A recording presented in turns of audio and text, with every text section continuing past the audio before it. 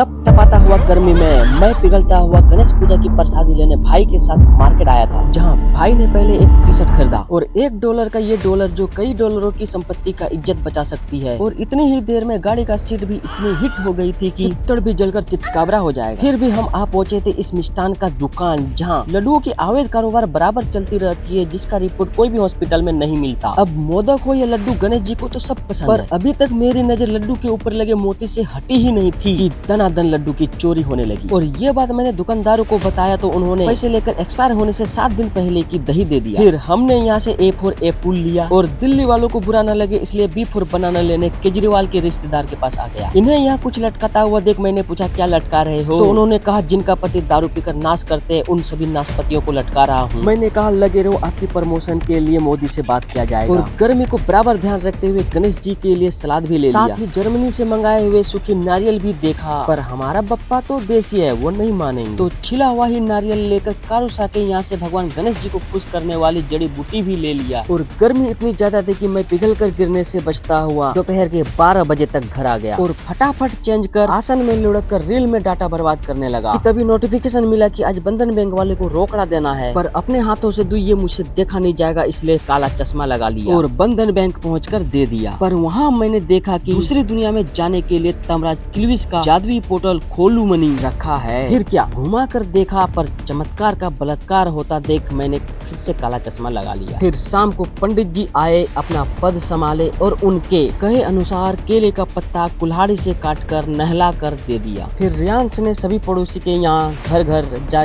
कर निमंत्रण दिया। इसके बाद छाने जलाने के लिए गाड़ी से मैंने पेट्रोल की चोरी कर डाली, क्योंकि गाड़ी अपनी ही है। फिर पूजा स्टार्ट हुई, मौसम भी ठंडा हो गया और पूजा में मेरी इकलौती भतीजी रितिका खुशी से नाच उठी। तब तक आसी पड़ोसी लोग आए, बच्चे मनोरंजन की दुनिया में चले गए, इधर एक कथाएं खत्म हो गई। फिर पुराने वाले गणेश जी को याद किया गया, अंत में शंख बजी, फिर सारा नेगेटिविटी का स्वाहा किया गया और आरती होने के बाद जजमान ने गौ माता को प्रसादी खिलाया, फिर छोटी गौ माता को खिलाया। तब जाकर सुबह से भूखा जजमान ने प्रसादी में केला खाया। इधर हम सब ने हाथों में कच्चे धागे बंधवाए। इसके बाद सभी में प्रसादी बांटी गई और मैंने भी अपने किस्मत का हिस्सा ले लिया। और जब मुझे गुप्त सूत्रों से पता चला कि पंडित जी ने अपने हिस्से का दही चूड़ा नहीं उड़ाया, तो जजमान का भाई होने के सारे नाते निभाते हुए चूड़ा में दही और दही में गुड़ मिलाकर सट सट जो मारा, जिस कारण आत्मा तृप्त हो गया। तो बोलो गणपति बप्पा मोरया।